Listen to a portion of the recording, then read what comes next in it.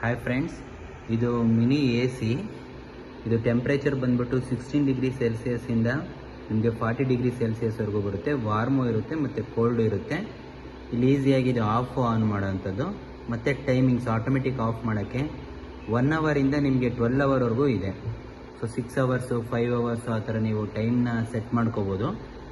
Time set ಮಾಡ್ಕೊಂಡು ನೋಡಿ 7, 8, 9, 10, 1, 2, 3, 12 up to 12 ಅವರ್ಸ್ವರೆಗೂ ನೀವು ಇದನ್ನು ಸೆಟ್ ಮಾಡ್ಬೋದು.